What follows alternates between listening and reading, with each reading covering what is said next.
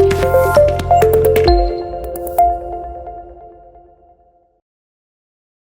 Friends, welcome to uptake jobs. ఈరోజు current affairs సెషన్లో మనం ముందుగా బిట్స్ ఆబ్జెక్టివ్ టైప్కి సంబంధించినటువంటి బిట్స్ ఎక్స్ప్లెయిన్ చేసుకుంటూ ఆ బిట్కి సంబంధించినటువంటి నేపథ్యాన్ని మనం డిస్కస్ చేసుకుందాం. సో ఫస్ట్ క్వశ్చన్ చూడండి. How many times has India hosted the Asia fisheries and aquaculture forum meeting so far? చూడండి, ఆసియా ఖండానికి సంబంధించిన భారతదేశం ఇప్పటి వరకు ఎన్నిసార్లు Asia fisheries and aquaculture forum సమావేశాన్ని నిర్వహించింది అంటే, మన ఆసియా ఖండంలో ఉన్నటువంటి దేశాలన్నీ కలిసి ఒక ఫోరం ఏర్పాటు చేసుకున్నాయి. ఏం ఫోరం అనేది? మనకి Asia fisheries and aquaculture forum. మరి ఈ ఫోరానికి సంబంధించి మనకి సమావేశం నిర్వహించడం జరుగుతుంది. ప్రస్తుతం మన భారతదేశంలో ఈ సమావేశం నిర్వహించడం అనేది జరుగుతుంది. అందుకని ఇది కరెంట్ అఫైర్స్లో భాగంగా మనం డిస్కస్ చేసుకుంటున్నాం. అయితే మరి ఈ సమావేశం మన భారతదేశంలో ఇప్పటి వరకు ఎన్నిసార్లు నిర్వహించడం జరిగింది అని అడుగుతున్నాను. మొదటిసారి, రెండవసారి, మూడవసారి, నాలుగవసారి. మరి ఈ Asia fisheries and aqua forum సమావేశం మన భారతదేశంలో ప్రస్తుతం నిర్వహించడం జరుగుతుంది. అయితే ఇది ఎన్నోసారి మన భారతదేశంలో నిర్వహించడం జరుగుతుంది అన్నారు. ఇది రెండవసారి. మొదటిసారి 2007లో మన కేరళ రాష్ట్రంలో కొచ్చిలో నిర్వహించడం జరిగింది. ఆ తర్వాత ఈ సమావేశాన్ని ఇప్పుడు ఈ 2025లో నిర్వహించడం జరుగుతుంది. వాస్తవానికి ఈ Asia fisheries and aquaculture forum సమావేశం ప్రతి 3 సంవత్సరాలకు ఒకసారి నిర్వహించడం జరుగుతుంది. అయితే ఈ సమావేశం, ప్రస్తుతం జరుగుతున్న సమావేశం మన భారతదేశంలో నిర్వహిస్తున్నటువంటి రెండవ సమావేశం. ఓకే, మరి దీనికి సంబంధించిన పూర్వపరాలేంటో చూద్దాం. రైట్. 14వ ఆసియా మత్స్య మరియు ఆక్వాకల్చర్ ఫోరం సమావేశం ప్రస్తుతం ఇప్పుడు జరుగుతుంది. ఎన్నోదండి? 14వది. 14వ ఆసియా మత్స్య మరియు ఆక్వాకల్చర్ ఫోరం 2025 ఫిబ్రవరి 12 నుంచి 15 వరకు న్యూఢిల్లీలో జరుగుతుంది. ఎక్కడ నిర్వహిస్తున్నారండి ప్రస్తుతం అంటే? న్యూఢిల్లీలో నిర్వహిస్తున్నారు. ఈ ఫోరం సమావేశాన్ని కేంద్ర మత్స్య, పశుసంవర్ధక మరియు పాడి పరిశ్రమ మరియు పంచాయతీరాజ్ మంత్రిత్వ శాఖ ఆధ్వర్యంలో దీన్ని రాజీవ్ రంజన్ సింగ్ 2025 ఫిబ్రవరి 12న న్యూఢిల్లీలో ప్రారంభించారు.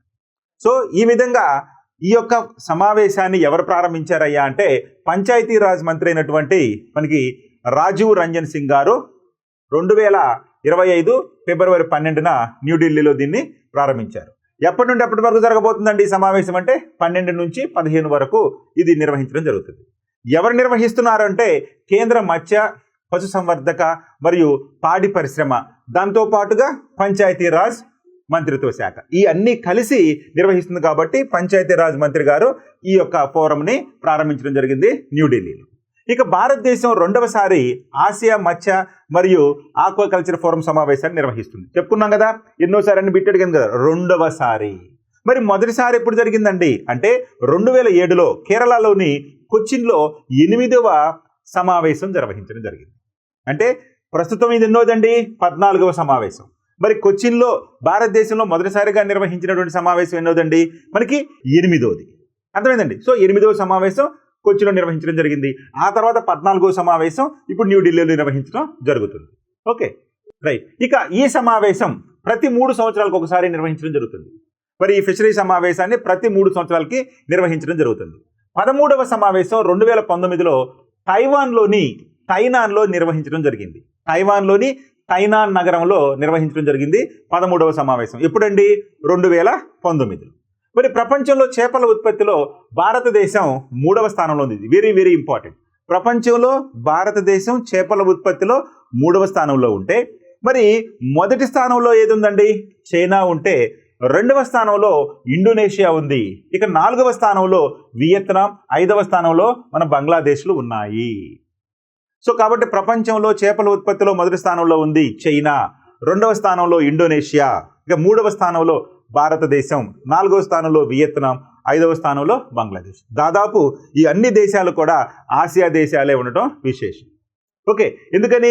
దాదాపు ఈ దేశాలన్నీ కూడా అత్యధిక జనాభా ఉన్నటువంటి దేశాలు కూడా. ఓకేనండి, రైట్. ఇక చూడండి, 14వ Asia fisheries and aquaculture forum సమావేశాన్ని ఆసియన్ ఫిషరీస్ సొసైటీ, భారత ప్రభుత్వ మత్స్యశాఖ, Indian council of agriculture and research ICAR, Asian Pacific society Indian branch Mangaluru సంయుక్తంగా నిర్వహిస్తుంది. అంటే ఇందాక మనం చెప్పుకున్నాం, మన భారతదేశంలో ఈ సమావేశాన్ని ఎవరు ఆధ్వర్యంలో నిర్వహించినారయ్యా అంటే మనకి భారతదేశం యొక్క మత్స్యశాఖ మరియు పంచాయతీరాజ్ శాఖలు అన్నాం. వాటితో పాటుగా మన Indian council of agriculture and research, అదేవిధంగా Asian fisheries society Indian branch అయినటువంటి మంగళూరు వారు సంయుక్తంగా ఈ సమావేశాన్ని నిర్వహిస్తున్నారు. ఇక 14వ సమావేశం అంటే ప్రస్తుతం జరుగుతున్నటువంటి 14వ సమావేశం యొక్క థీమ్ ఏంటయ్యా అంటే greeting the blue growth in Asia Pacific. Greeting the blue growth in Asia and Pacific అనేది ఈ సమావేశం యొక్క థీమ్. మరి ఆసియన్ ఫిషరీస్ సొసైటీ AFS అనేది 1984లో ఆసియాలోని మత్స్య నిపుణుల చేత స్థాపించబడింది. అంటే ఆసియా ఖండంలో ఉన్నటువంటి ఈ యొక్క మత్స్య నిపుణుల చేత స్థాపించబడింది ఈ forum.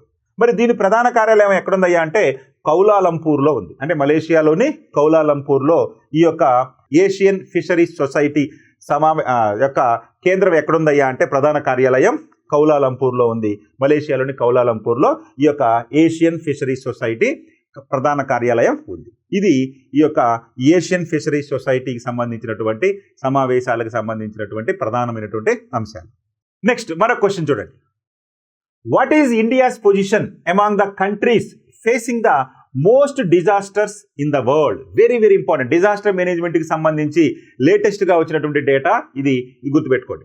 What is India's position among the countries facing the most disasters in the world?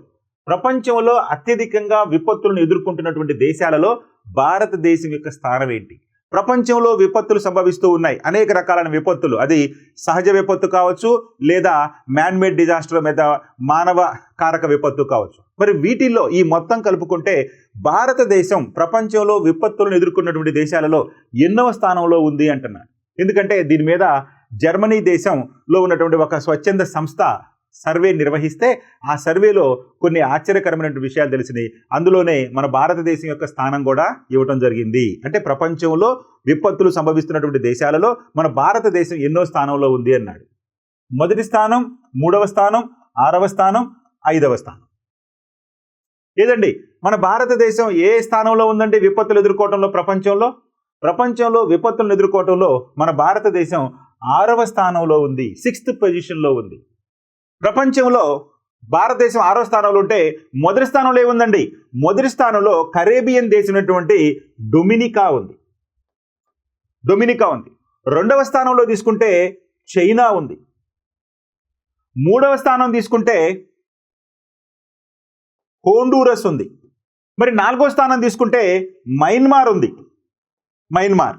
ఇక 5వ స్థానంలో ఇటలీ ఉంది. 6వ స్థానంలో మన భారతదేశం. సో ఈ విధంగా ప్రపంచంలో అత్యధికంగా విపత్తులు ఎదుర్కొన్నటువంటి దేశాలలో మన భారతదేశం 6వ స్థానంలో ఉంటే మొదటి 5 స్థానాల్లో డొమినికా, ఇది ఎక్కడ ఉందంటే కరేబియన్ దీవుల్లో ఉన్నటువంటి ఒక దేశం, డొమినికన్ రిపబ్లిక్ అంటే డొమినికా. ఆ తర్వాత చైనా ఉంది. ఆ తర్వాత అదే కరేబియన్ మధ్య అమెరికా దేశాల్లో ఒకటైనటువంటి హోండూరస్ ఉంది. ఆ తర్వాత మయన్మార్ ఉంది, మ్యాన్మార్. అదేవిధంగా ఇటలీ, ఐరోపాలోని ఇటలీ దేశం కూడా తరచూ విపత్తులు ఎదుర్కొన్న, అంటే ఐరోపాలో అత్యధికంగా విపత్తులు ఎదుర్కొన్న దేశం ఇటలీ. ఈ విధంగా ప్రపంచంలో అత్యధికంగా విపత్తులను ఎదుర్కొన్న దేశాలలో మన భారతదేశం 6వ స్థానంలో ఉంది. మీరు గుర్తుపెట్టుకోండి. మరి దీనికి సంబంధించినటువంటి ఆ యొక్క జర్మనీ దేశపు సంస్థ, స్వచ్ఛంద సంస్థ ఇచ్చినటువంటి డేటా ప్రకారం ఏ రకంగా విపత్తులు సంభవిస్తున్నాయి, ఎంత ఆర్థిక నష్టం జరుగుతుంది అనేది ఇప్పుడు మనం చూద్దాం. చూడండి, విపత్తుల సుడిగుండంలో భారత్. భూతాపం, మానవ తప్పిదాలతో భారతదేశానికి నిరంతరంగా ఆకస్మిక వరదలు, కరువు, అధిక ఉష్ణోగ్రతలు, కొండ చర్యలు విరిగిపడటం వంటి విపత్తుల ప్రమాదం పొంచి ఉంది అని జర్మనీకి చెందినటువంటి జర్మన్ వాచ్ అనేటువంటి స్వచ్ఛంద సంస్థ హెచ్చరించింది. ఇది ఎందుకయ్యా కరెంట్ అఫైర్స్లోకి వచ్చిందంటే, జర్మనీ దేశానికి చెందినటువంటి జర్మన్ వాచ్ అనేటువంటి ఒక స్వచ్ఛంద సంస్థ ఒక సర్వేని నిర్వహించింది. ఈ సర్వేని నిర్వహించడంతో ఆశ్చర్యకరమైనటువంటి విషయాలన్నీ కూడా మనకి వెలుగులోకి వచ్చినాయి. దీనికి సంబంధించి విపత్తులకు సంబంధించి భూతాపం అంటే భూమి వేడెక్కడం, గ్లోబల్ వార్మింగ్, మానవ తప్పిదాలతో అంటే ఈ యొక్క మనుషులు చేసేటటువంటి కార్యకలాపాలు, అంటే పరిశ్రమల నుంచి వెలువడేటటువంటి వ్యర్థాలు కావచ్చు, లేదా పొగ కావచ్చు, ఇతర కాలుష్యం కావచ్చు, అదేవిధంగా భూతాపం, ఉష్ణోగ్రతలు వేడెక్కటం అన్నీ కూడా ఈ గ్లోబల్ వార్మింగ్ వలన ఈ యొక్క మానవ అంటే గ్లోబల్ వార్మింగ్ మానవ తప్పిదాలతోటి గ్లోబల్ వార్మింగ్ జరిగింది. మరి ఈ రెండిటితోటి విపత్తులు అనేవి వచ్చేసినాయి. అంటే అటు సహజ సిద్ధమైనటువంటి విపత్తులు సంభవించినాయి, మానవ తప్పిదాల వలన కూడా కొన్ని విపత్తులు సంభవించినాయి. వాటిలో ప్రధానంగా తీసుకుంటే ఆకస్మిక వరదలు రావడానికి ప్రధాన కారణం ఏంటండి అంటే నదులను ఆక్రమించుకోవటం వలన వాటి యొక్క పరిధి తగ్గిపోయి కొద్ది సమయంలో కురిసినటువంటి వర్షాలకు నదులు పొంగి పొరలి వరదలు సంభవించటం, అంటే ఆకస్మికంగా వరదలు రావటం. ఇక కరువు ఎందుకు వస్తుందండి? వర్షాలు లేకపోవటం వలన దీర్ఘకాలికంగా వర్షాలు లేకపోతే కరువు పరిస్థితులు ఏర్పడతాయి. కరువు, ఇక అధిక ఉష్ణోగ్రతలు, కొండ చర్యలు విరిగిపడటం, వీటన్నిటి వలన మనకి ప్రపంచం ప్రమాదంలో పొంచి ఉంది అని చెప్పి ఈ యొక్క జర్మనీ దేశానికి చెందిన స్వచ్ఛంద సంస్థ అయినటువంటి జర్మన్ వాచ్ హెచ్చరించింది. ఈ సంస్థ 1993-2022 సంవత్సరాల మధ్యకాలాన్ని విశ్లేషించి వాతావరణ ప్రమాద సూచి 2025 అంటే క్లైమేట్ రిస్క్ ఇండెక్స్, దాన్ని CRI అంటారు, క్లైమేట్ రిస్క్ ఇండెక్స్ అంటాం, వాతావరణ ప్రమాద సూచి 2025 నివేదికను విడుదల చేసింది. ఈ స్వచ్ఛంద సంస్థ జర్మన్ వాచ్ అనేటువంటి స్వచ్ఛంద సంస్థ 1993 నుంచి 2022 వరకు అంటే దాదాపు 30 సంవత్సరాల కాలం పాటు అధ్యయనాలు చేసి వాతావరణ ప్రమాద సూచి 2025 క్లైమేట్ రిస్క్ ఇండెక్స్ నివేదికను విడుదల చేసింది. అంటే ఇది ప్రధానంగా వాతావరణానికి సంబంధించినటువంటి అంశాలు ఏ విధంగా విపత్తులకు దారితీస్తాయి, ఏ విధమైనటువంటి విపత్తులకు దారితీస్తాయి. అందుకని ముందుగానే ఇక్కడ చెప్పాడు వాతావరణ ప్రమాద సూచి అన్నాం కదా, వాతావరణం వలనే భూతాపం సంభవిస్తుంది. ఈ వాతావరణ ఉష్ణోగ్రత పెరగటానికి ప్రధాన కారణం ఏంటంటే మానవ తప్పిదాలు, మానవుని యొక్క కార్యకలాపాలు. సో మానవుని కార్యకలాపాలతోటి భూతాపం జరుగుతుంది, అంటే భూమి వేడెక్కుతుంది. ఈ భూమి వేడెక్కటం వలన పర్యవసానంగా ఆకస్మిక వరదలు, కరువు కాటకాలు, అధిక ఉష్ణోగ్రతలు నమోదవటము, కొండ చర్యలు విడిగిపడటం, ఇవన్నీ కూడా సంభవిస్తూ ఉన్నాయి. మరి వీటితోటి ఏంటయ్యా మనకి ప్రాబ్లం అంటే వీటి వలన కొన్ని లక్షల మంది ప్రాణాలు కోల్పోవటమే కాకుండా కొన్ని లక్షల కోట్ల ఆస్తి నష్టం కూడా సంభవిస్తుంది ఈ విపత్తుల వలన. అందుకనే ఇవి అత్యంత ప్రమాదమైనటువంటి అంశాలుగా పరిగణించడం జరుగుతుంది నేడు. చూడండి, ప్రపంచంలో అత్యధిక విపత్తుల ప్రభావానికి గురయ్యే మొదటి 10 దేశాలుగా డొమినికా, ఇంకా చెప్పుకున్నాం క్వశ్చన్ చెప్పినప్పుడు, అదేవిధంగా చైనా, హోండూరస్, మయన్మార్, ఇటలీ మొదటి 5 దేశాలు అయితే, 6వ దేశంగా భారతదేశం, 7వ దేశంగా గ్రీస్, 8వ దేశంగా స్పెయిన్, 9వ దేశంగా వనువటు, ఇది ఆసియా ఖండంలోని దీవుల దేశం, పసిఫిక్ మహాసముద్రంలోని దీవుల సమూహంలోని దేశం వనుమటు, అదేవిధంగా 10వ దేశంగా తీసుకుంటే ఫిలిప్పైన్స్. ఇవన్నీ కూడా అత్యధికంగా విపత్తులు సంభవించే మొదటి 10 దేశాలు ప్రపంచంలో. ఇక గత 30 ఏళ్లలో ప్రపంచవ్యాప్తంగా వాతావరణ మార్పుల ప్రభావానికి గురైనటువంటి దేశాలలో భారతదేశం 6వ స్థానంలో నిలిచింది. అంటే ప్రపంచవ్యాప్తంగా వాతావరణ మార్పుల ప్రభావానికి గురైన దేశాల్లో, అంటే ఇక్కడ చూడండి, ఇది చాలా చాలా ఇంపార్టెంట్. వాతావరణ మార్పులకు గురై విపత్తులు సంభవించినటువంటి దేశాలలో మన భారతదేశం 6వ స్థానంలో ఉంది. అంటే వాతావరణం మార్పుల వలన విపత్తులు సంభవిస్తాయి. ఆ విపత్తులు సంభవించినటువంటి దేశాలలో మొదటి 10 దేశాలలో మన భారతదేశం 6వ స్థానంలో నిలిచింది. ఈ 3 దశాబ్దాల కాలంలో దేశంలో నెలకి 1 చొప్పున 400కు పైగా విపత్తులు సంభవించాయని, దాదాపు 80,000 మంది ప్రాణాలు కోల్పోయారని పేర్కొనడం జరిగింది ఈ నివేదిక. అంతేకాదు దేశ ఆర్థిక వ్యవస్థకు దాదాపు 15.64 లక్షల కోట్ల నష్టం జరిగిందని కూడా ఈ నివేదిక పేర్కొనడం జరిగింది. చూడండి, 80,000 మంది చనిపోవడమే కాకుండా 15.64 లక్షల కోట్ల ఆస్తి నష్టం జరిగింది ఈ 30 సంవత్సరాలలో ఈ వాతావరణ మార్పుల కారణంగా భారతదేశంలో సంభవించినటువంటి విపత్తుల వలన. సో భారతదేశంలోనంట ప్రతి నెలకు 1 చొప్పున విపత్తు సంభవిస్తూ ఉందంట. చూడండి, యావరేజ్గా ప్రతి నెలకు ఒక విపత్తు సంభవిస్తూ ఉంది. అంటే ఈ 30 సంవత్సరాలలో 400కు పైగా విపత్తులు సంభవించాయి. అవి విపత్తులు అంటే ఏ రకమైన వాతావరణానికి సంబంధించినటువంటి, అంటే భూతాపం వలన, అంటే ఆకస్మిక వరదలు కావచ్చు, లేదా కొండ చర్యలు విరిగి పడవచ్చు, లేదా కరువు కాటకాలు కావచ్చు, లేదా అధిక ఉష్ణోగ్రతలు నమోదు కావటం వలన కావచ్చు. ఇవన్నీ కూడా దేని వలన అయ్యా అంటే వాతావరణం వేడెక్కటం వలన, లేదా వాతావరణ మార్పుల వలన సంభవించినటువంటి విపత్తులు. ఇక ఈ నివేదికలో ఈ యొక్క జర్మనీ దేశంలోని జర్మన్ వాచ్ స్వచ్ఛంద సంస్థ ఇచ్చినటువంటి నివేదికలోని ప్రధాన అంశాలు కనుక తీసుకుంటే, ప్రపంచవ్యాప్తంగా 1993 నుంచి 2022 మధ్య 9400 విపత్తులు సంభవించాయని, వీటి వలన మొత్తం 7.65 లక్షల మంది ప్రాణాలు కోల్పోయారని పేర్కొనడం జరిగింది. అంటే మన భారతదేశానికే తీసుకుంటే, మన భారతదేశంలో సుమారు ఈ 30 సంవత్సరాలలో సుమారు 400కు పైగా విపత్తులు సంభవించినాయి అనుకున్నాం. 80,000 మందికి పైగా మరణించారని చెప్పుకున్నాం. కానీ ప్రపంచవ్యాప్తంగా తీసుకున్నప్పుడు 9,400 విపత్తుల వరకు సంభవించాయని, వీటి వలన 7.65 లక్షల మంది ప్రాణాలు కోల్పోయారని పేర్కొనడం జరిగింది ప్రపంచవ్యాప్తంగా ఈ వాతావరణ మార్పుల కారణంగా. ఇక ఈ విపత్తుల వలన ప్రపంచ దేశాలలో దాదాపు $4.2 ట్రిలియన్ ఆర్థిక నష్టం జరిగింది. మన భారతదేశంలోనేమో సుమారు 15 లక్షల కోట్ల, అంటే 15 లక్షల కోట్ల ఆస్తి నష్టం జరిగితే, ఈ 30 సంవత్సరాల్లో ప్రపంచవ్యాప్తంగా $4.2 ట్రిలియన్ ఆర్థిక నష్టం జరిగిందని చెప్పి ఈ నివేదిక పేర్కొంది. ఇక ప్రపంచవ్యాప్తంగా వాతావరణ మార్పులతో జరుగుతున్న మరణాల్లో అధిక ఉష్ణోగ్రతలతో సంభవిస్తున్నవి 37%. చూడండి, అధిక ఉష్ణోగ్రత వలన సంభవిస్తున్నటువంటి మరణాలే ఎక్కువగా ఉన్నాయి, 37% ఉన్నాయని. ఇక 2022లో పాకిస్తాన్లో ఉష్ణోగ్రతలు 49.5 డిగ్రీలు దాటాయని, దీంతో ఇక్కడ భారీ వరదలు సంభవించాయి. అదే సమయంలో భారతదేశం, బంగ్లాదేశ్లోనూ తీవ్ర ఉష్ణోగ్రతలు నమోదయ్యాయి. అంతే కదండి. అధిక ఉష్ణోగ్రతల వలన ఎలా మరణిస్తారంటే ఒకదానికొకటి లింక్. అధిక ఉష్ణోగ్రతల వలన మనకి వడగాల్పులతోటి మరణాలు కూడా సంభవించవచ్చు. సో ఈ విధంగా మనకి అధిక ఉష్ణోగ్రతలు, అంటే పాకిస్తాన్లో ఈ అధిక ఉష్ణోగ్రతలు దేనికి దారితీసాయి అంటే వరదలకు దారితీశాయి. ఆ వరదలతోటి అనేక మంది ప్రాణాలు కోల్పోవడమే కాకుండా ఆస్తి నష్టం కూడా సంభవించింది పాకిస్తాన్లో. దాంతో పాటుగా మన పక్కనే ఉన్నటువంటి మన భారతదేశం, బంగ్లాదేశ్లోనూ తీవ్ర ఉష్ణోగ్రతలు నమోదైనాయి. ఈ 3 దేశాల్లోని ఉష్ణోగ్రతలను, అంటే పాకిస్తాన్, భారతదేశం, బంగ్లాదేశ్లోని ఉష్ణోగ్రతలను అంచనా వేయగా వాతావరణ మార్పులతో వడగాల్పుల తీవ్రత 30 రెట్లుగా ఉన్నట్లు నమోదైంది. అత్యధిక వడగాల్పులు సంభవిస్తున్నటువంటి 9 దేశాల్లో భారత ఒకటి. అంటే వడగాల్పులు, సాధారణంగా ఈ వడగాల్పులు అరేబియన్ దేశాల్లో ఎక్కువగా ఉంటాయి. కానీ ఉష్ణోగ్రత పెరగటం వలన మన భారతదేశంతో పాటు పాకిస్తాను, బంగ్లాదేశ్లో కూడా ఈ వడగాల్పుల తీవ్రత ఎన్ని రెట్లు పెరిగిందంటే 30 రెట్లు పెరిగిందంట. ఇక ఆకస్మిక వర్షాలతో వరదలు, కొండ చర్యలు విరిగిపడటంతో లక్షల మంది నిరాశ్రయులవుతున్నారు. వ్యవసాయం కుదేలవుతుంది, కోస్తా తీరం ధ్వంసమవుతుంది.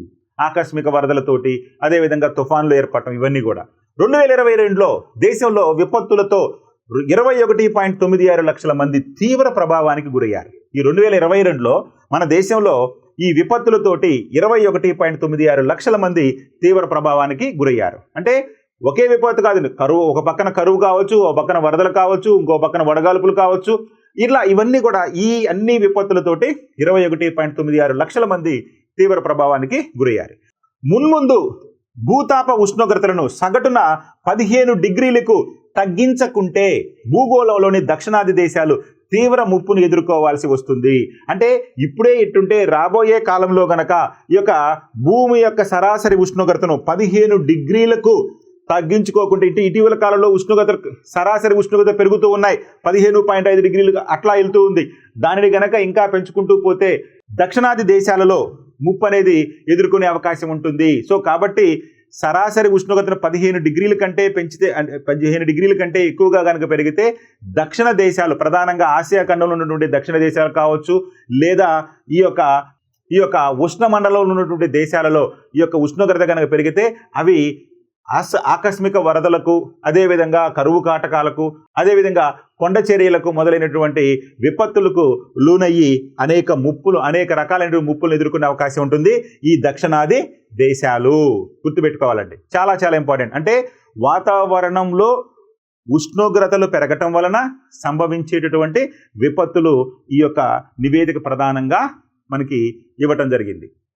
Next question, the target number of plants to be planted by 2025 in the Vana Mahotsavam program to increase greenery in Telangana is set.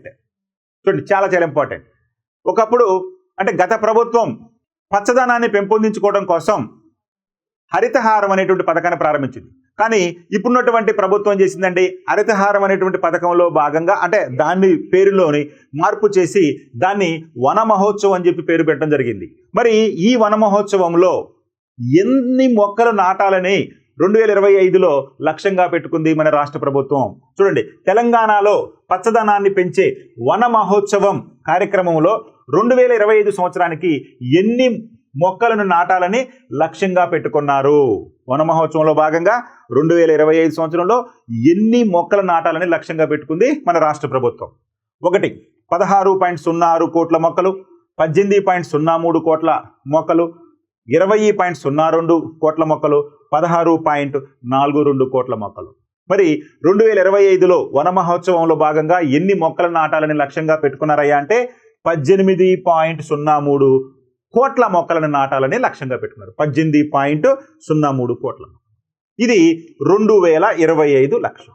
మరి 2024లో 20.02 కోట్ల లక్షలు నాటాలని లక్ష్యంగా పెట్టుకుంటే దాదాపు 18 కోట్ల మొక్కలను నాటడం జరిగింది. అంటే లక్ష్యానికి కొంచెం తక్కువగా నాటడం జరిగింది. అందుకనే 2025లో 18.03 కోట్లు మొక్కలు నాటడం లక్ష్యంగా పెట్టుకున్నారు.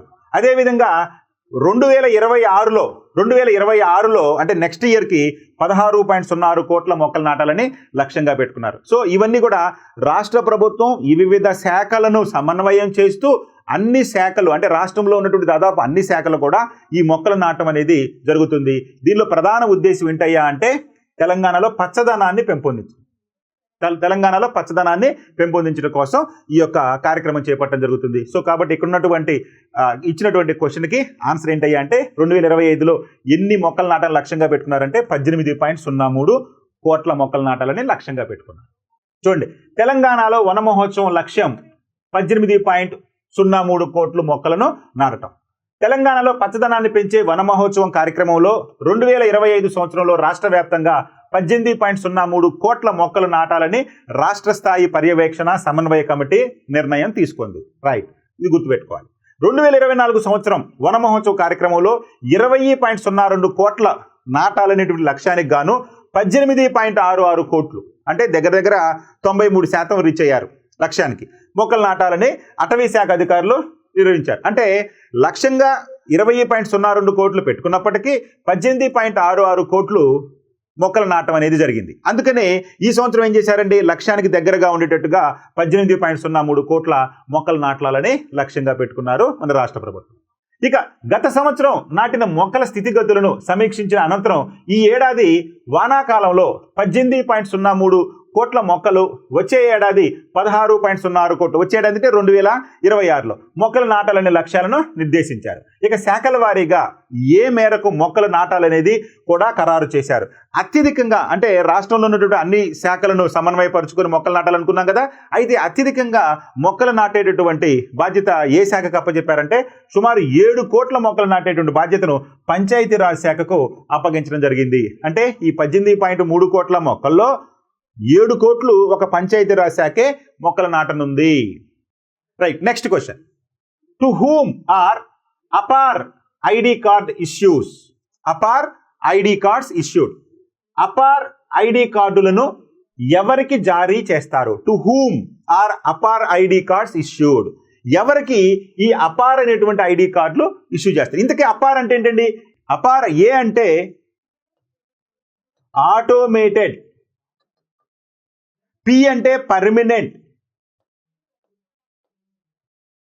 ఏ అంటే అకాడమిక్, మరొక ఏ అంటే అకౌంట్, ఆర్ అంటే రిజిస్ట్రీ. సో ఈ విధంగా అపార్ అంటే automated, permanent, academic, account, registry. మరి ఈ కార్డును ఎవరి కోసం జారీ చేస్తున్నారు? వృద్ధుల కోసం, కాలేజీ విద్యార్థుల కోసం, పెన్షన్దారుల కోసం, ఉపాధ్యాయులకు. వీరిలో ఎవరి కోసం ఈ అపార్ అనేటువంటి కార్డును జారీ చేయనున్నారయ్యా అంటే కాలేజీ విద్యార్థులకు. చాలా చాలా ఇంపార్టెంట్. కేంద్ర ప్రభుత్వం మన దేశంలో ఈ మానవ వనరుల అభివృద్ధిని అంచనా వేయటం కోసం ఎంతమంది విద్యార్థులు కాలేజీలు చదువుతున్నారు, వారికి సంబంధించినటువంటి డేటా మొత్తాన్ని కూడా మనకి ఆన్లైన్లో రిజిస్టర్ చేయడం కోసం వారికి ఉన్నటువంటి ర్యాంకులు కావచ్చు, వాళ్ళ యొక్క ఎడ్యుకేషన్ క్వాలిఫికేషన్స్ ఇవన్నిటిని కూడా మనకి ఒక సిస్టమేటిక్గా నమోదు చేయటం కోసం కేంద్ర ప్రభుత్వం రాష్ట్రాలకు ఈ యొక్క అపారైనటువంటి కార్డులు ముద్రించాలి, కార్డులను రూపొందించాలి, విద్యార్థులకు వారి యొక్క ర్యాంకులను వారి యొక్క క్వాలిఫికేషన్ను రికార్డ్ చేయాలనేటువంటి ఈ యొక్క ఆదేశాలు జారీ చేయడం జరిగింది. దానికి అనుగుణంగానే మన తెలంగాణ ప్రభుత్వం కానీ మన ఆంధ్రప్రదేశ్ ప్రభుత్వాలు కానీ ఈ అపార్ కార్డులను రూపొందిస్తుంది. కాబట్టి రైట్ ఆన్సర్ కాలేజీ విద్యార్థులు. ఇక్కడ చూడండి, కాలేజీ విద్యార్థులకు అపార్ ఐడి కార్డులు. అపార్ ఐడి కార్డులు కేంద్ర ప్రభుత్వం one nation one student ID program కింద అపార్ కార్డులను జూన్ నాటికి జారీ చేయాలని కాలేజీలను ఆదేశించింది. దీనితో కాలేజీలకు 12 అంకెల automated permanent academic account registry ఐడీలను ఇవ్వాలని రాష్ట్ర విద్యాశాఖ నిర్ణయించింది. విద్యార్థులకు అకాడమిక్ అచీవ్మెంట్స్ కావచ్చు, సర్టిఫికేట్స్ కావచ్చు, వారి యొక్క క్రెడిట్స్ కావచ్చు, డిజిటల్గా సపోర్ట్ చేసేందుకు ఇది ఉపకరిస్తుంది. అయితే దీనికి ఆధార్ మరియు తల్లిదండ్రుల అనుమతి తప్పనిసరి. మరి కాలేజీలు ఈ యొక్క అపార్ కార్డు రూపొందించాలంటే ముందుగా పిల్లల అనుమతి కాదండి, పిల్లల యొక్క తల్లిదండ్రుల అనుమతి, అదేవిధంగా ఆ పిల్లల యొక్క ఆధార్ కార్డులు అనేవి తప్పనిసరిగా ఉండాలి. సో ఈ విధంగా ఈ అపార్లో 12 అంకెల సంఖ్య అనేది ఉంటుంది. ఇక్కడ ఈ పటం మీరు చూశారంటే కనుక ఇది చూడండి, ఈ స్టూడెంట్కి సంబంధించిన అపార్ కార్డు ఈ 12 అంకెల సంఖ్య ఉంటుంది. ఈ కోడ్లో మనకి ఈ QR కోడ్లో ఈ విద్యార్థికి సంబంధించినటువంటి పూర్తి డీటెయిల్స్ అన్నీ కూడా మనకి నమోదై ఉంటాయి. ఏ క్లాసు, ఏ డేట్ ఆఫ్ బర్త్, ఏ కాలేజీ, ఏం చదువుతున్నారు, వాళ్ళ పర్సంటేజ్ ఎంత, ఏంటి, మొత్తం వాళ్ళ డేటా మొత్తం కూడా వచ్చేస్తుంది ఈ APAAR card. Okay, thank you.